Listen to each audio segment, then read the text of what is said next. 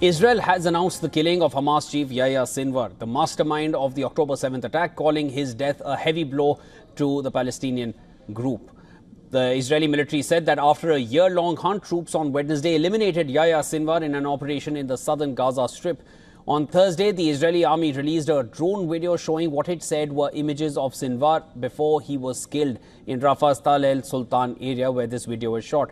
Now, this is drone footage. It shows a dust-covered figure in the distance, in a traditional scarf, sitting alone in a blown-up apartment full of rubble. He's throwing a stick or a long,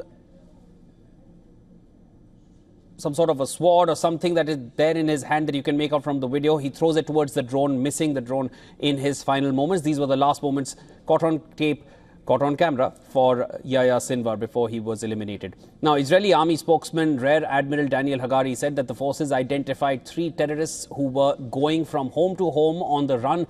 Troops engaged the group, forcing Sinwar to flee as the group dispersed after being shot. Sinwar ran away alone into one of the buildings, injuring his hand in the shooting.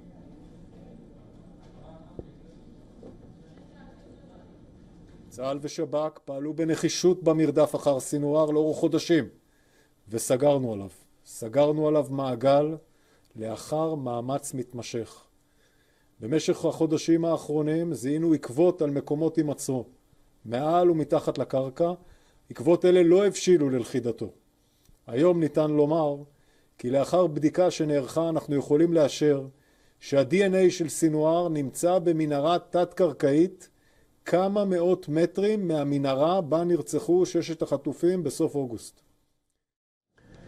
Israeli police explained how it identified the body of Hamas leader after they carried Sinwar's body to central Israel, where it was delivered to the forensic team. Now, when the IDF was pursuing Sinwar, they were pursuing, as per them, who was a terrorist. It was only after that he was eliminated that they had a hint that this may just be the Hamas chief that they have been looking for since over a year. The army sent over photos of the body's teeth as well as samples of the body. And police, dentists and forensic team thereafter were able to compare the samples to Sinwar's information in the database. The volunteering dentists of the Israel police received photos of his teeth from the field and compared them to previous data and verified an identification of Yahya Sinwar. At the same time, samples of the body arrived at the Forensic Medicine Institute. We took fingerprints and compared them to the Israel police databases. The Forensic Research Institute produced a DNA profile, transferred it to the Israel police DNA database, and in both cases we found a match to Yahya Sinwar. Israeli Prime Minister Benjamin Netanyahu said that the killing of Hamas chief is just the beginning of the end of the war in Gaza. He said there could be an end to the war in Gaza if Hamas laid down their arms and returned all hostages. Yahya Sinwar is dead. He was killed in Rafah by the brave soldiers of the Israel Defense Forces. While this is not the end of the war in Gaza, it's the beginning of the end. To the people of Gaza, I have a simple message. This war can end tomorrow. It can end if Hamas lays down its arms and returns our hostages. The Israeli army said no hostages were with Hamas chief Yahya Sinwar when he was killed by the IDF. Hamas has not yet confirmed Sinwar's death. Al-Majid, which is a Hamas-linked website that publishes information about security issues, urged Palestinians to wait for information about Sinwar's death from the group itself. Now, to give you an understanding of who this man was, born in 1962, Sinwar was named as Hamas' overall leader following the assassination of political chief Ismail Haniyeh, who was killed in Tehran in July. Once tasked with punishing Palestinians suspected of informing for Israel, Sinwar made his name as a prison leader. He emerged as a street hero in Gaza after serving more than 20 years in an Israeli jail for masterminding the abduction and murder of 2 Israeli soldiers and 4 Palestinians. He was freed in 2011 as part of an exchange of more than 1,000 prisoners for 1 kidnapped Israeli soldier who was held in Gaza. Sinwar then quickly rose to the top of the Hamas ranks. Meanwhile, Iran said the killing of Yahya Sinwar will lead to the strengthening of the resistance in the region, and Tehran's mission to the United Nations said he will become a model for the youth and children who will carry forward his path towards the liberation of Palestine. Mind you, he was the mastermind of the October 7th attack on Israel.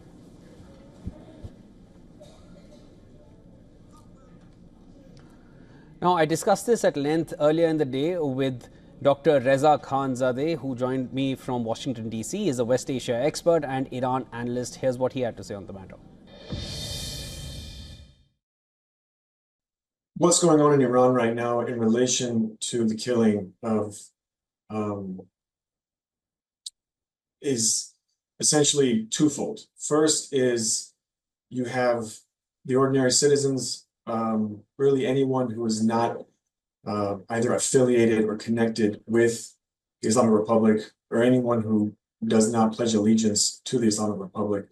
They could not care less. If anything, they're probably more happy that this happened, because they see the Islamic Republic bankrolling Hamas and Hezbollah and the Houthis and many other proxies throughout the Middle East as a detriment to all the domestic issues that are happening inside Iran. So they feel this as another blow to the Islamic Republic and hopefully force them to shift more on the domestic issues. But then, of course, there are about 20–30% of the population who do support the Islamic Republic and see this as a significant loss. But as we've seen in the history of Hezbollah and Hamas, and also with Iran's government, like for example, the Quds Force and also the IRCG, a lot of big name leaders, head-ranking officials of these proxy movements, these military militias, they all get assassinated, and then someone else steps up, and this is a generational move of future leaders. Even Sinwar himself grew up in a refugee camp. He spent 20 years, I think, in prison. So he was raised in this conflict, in this struggle, and now we have thousands, if not tens of thousands, of future Sinwars growing up in the same way with this year-long conflict. With Israeli forces confirming Yahya Sinwar's killing, the year-long hunt for the Hamas leader comes to an end. Well, this is what the US president said. He said it's a good day for the world. And he spoke to Israeli Prime Minister Benjamin Netanyahu over the phone to congratulate him. Biden, as well as his Vice President Kamala Harris, called Sinwar's killing an opportunity to free Israeli hostages held by Hamas and bring an end to the year-long war in Gaza.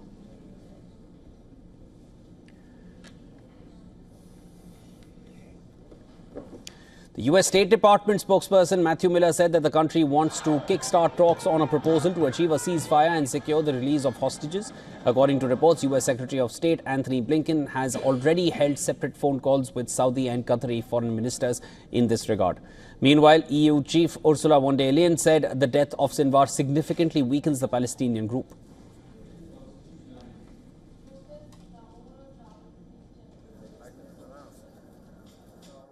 Yes, indeed. Sinwar was the leader of a terrorist organization, the terrorist organization of Hamas, and he was basically the mastermind behind the 7th of October with the killings, the massacres, the rapes, and the kidnapping.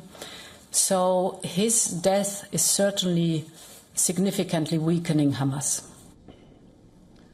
French President Emmanuel Macron, as well as Italian Prime Minister Giorgia Meloni, called Sinwar the primary architect of the terrorist attack and the barbarism inflicted upon Israel on the 7th of October last year. UK's Defence Secretary John Healey, who also held Sinwar responsible for Hamas' attack on Israel, said it triggered the darkest day for the Jewish people since the Second World War and a year of conflict with intolerable Palestinian civilian casualties.